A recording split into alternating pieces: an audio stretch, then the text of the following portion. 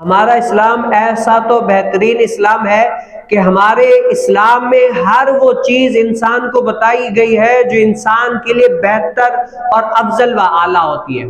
یعنی ایسا تو خوبصورت اسلام ہے کہ ہمیں ہر چیز کے بارے میں بتایا گیا ہے کہ یہ چیز اگر آپ اس طرح کریں گے تو اور اس میں بخوبی آئے گی، اور اس میں اچھائی آئے گی، اور اس میں لطف آئے گا، اور دیکھنے والوں کو بھی لطف آئے گا۔ جو کام آپ اس طریقے سے اسلام کے بتائے ہوئے طریقے کے مطابق کریں گے تو اور اس میں خوبی نظر آئے گی۔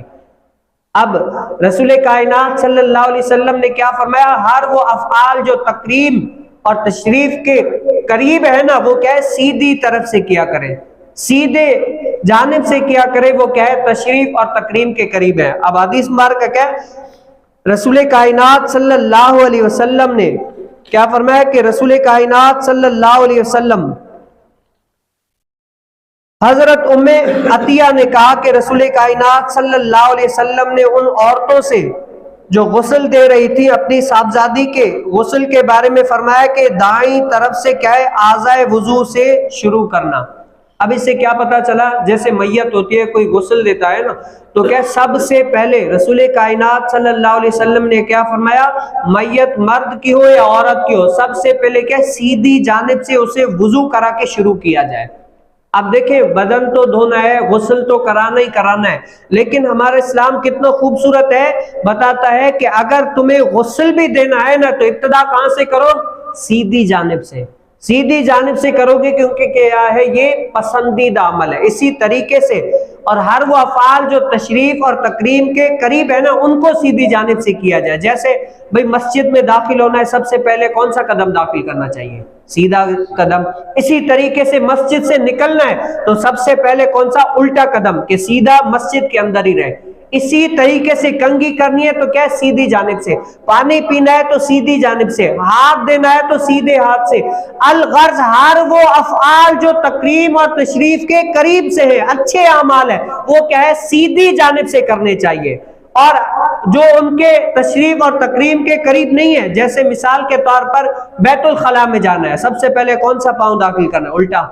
اسی طریقے سے بیت الخلاء سے نکلنا ہے تو سب سے پہلے سیدھا جانب۔ الغرض بیت الخلاء میں جانا ہے اور مسح کرنا ہے تو کون سے؟ الٹے ہاتھ سے۔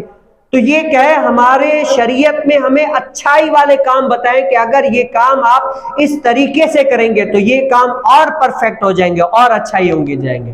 اور حضرت سیدنا ام عطیہ رضی اللہ تعالی عنہ، یہ وہ صحابیات میں سے ہے، رسول کائنات صلی اللہ علیہ وسلم کی صحابیات میں سے ہے جو بیمار ہوتا نا ان کی تیمہ داری کرتی، ان کا حال چال پوچھنے جاتی، ان کے کیا ہے؟ اگر کوئی زخمی ہوتا تو ان کی مرم پٹی کر لیا کرتی، اور اگر کوئی عورت اس دنیا سے رحلت فرماتی نا تو حضرت سیدنا ام عطیہ رضی اللہ تعالی عنہ ان کو کیا غسل دیا کرتی تھی۔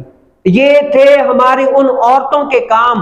آج کل آپ دیکھتے ہیں نا معاشرے کے اندر، آپ کہتے ہیں سب سے زیادہ لڑائی عورتوں کی وجہ سے ہوتی ہے، کیونکہ تو آپ میں کی وجہ سے کیا ہے؟ عورتیں لڑ جاتی ہیں، پھر ان کے پیچھے مرد بھی لڑ جاتے ہیں۔ اس کی مین وجہ کیا ہے؟ ان عورتوں کی وہ تربیت ہی نہیں ہے جو ہمارے اسلاف نے وہ تربیت کی ہے۔ آپ بتائیں، وہ عورتیں اگر کسی کی تیمہ داری کے لیے جائیں، اگر وہ پریشان ہے، ان کی پریشانی دور کرنے کے لیے جائیں، مصیبت ہے تو مصیبت دور کرنے کے لیے جائیں، غسل دیں، اگر وہ بیمار ہے تو حال چال پوچھیں، بتائیں ان عورتوں سے کوئی لڑ سکتا ہے؟ ان کے تو وہ ڈھونڈ رہے ہوں گے، ان کے احسان مند ہو رہے ہوں گے ہر وقت کہ یار یہ وہ عورت ہے جو میں بیمار تھا تو میری تیمہ داری کے لیے آئی تھی، یہ وہ عورت ہے میرے گھر سے میت ہوئی تھی تو غسل دینے کے لیے وہ عورت آیا کرتی تھی۔ تو کیا ہے؟ ان عورتوں کے بارے میں کیا ہے؟ لوگوں کے دلوں میں محبت جاگ اٹھ جاتی ہے، تو اس معاشرے کے اندر کبھی بھی عورتیں لڑ نہیں سکتی۔ آج ہمارے معاشرے کے اندر جو لڑائیاں سب کچھ ہو رہی ہے وہ کس وجہ سے؟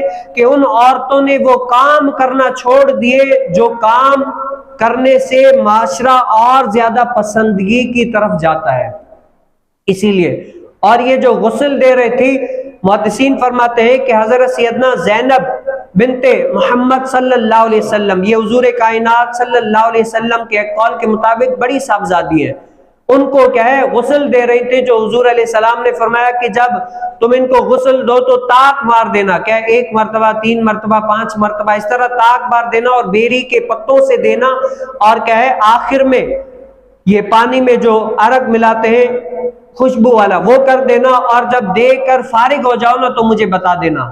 تو حضرت سیدہ ام عطیہ رضی اللہ تعالی عنہ اور عورتوں نے جو غسل دے کر فارغ ہو گئے تو حضور علیہ السلام کو بتایا، تو حضور علیہ السلام نے اپنا تہمت مبارک دے دیا ام عطیہ رضی اللہ تعالی عنہ کو کہ یہ میرے لخت جگر میری بیٹی کے لیے ازار بنانا، کیا ہے جب کفن بناتے ہیں نا تو عورتوں کے لیے ازار ہوتا ہے، وہ بنا دینا، اور اس میری بیٹی کو اس میں کیا ہے تم مدفن کر دینا۔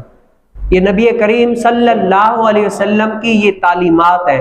تو دعا کریں کہ اللہ تعالی ہمیں بھی کیا ہے رسول کائنات صلی اللہ علیہ وسلم کے ان فرمان پر عمل پیرا ہونے کی توفیق نصیب فرمائے۔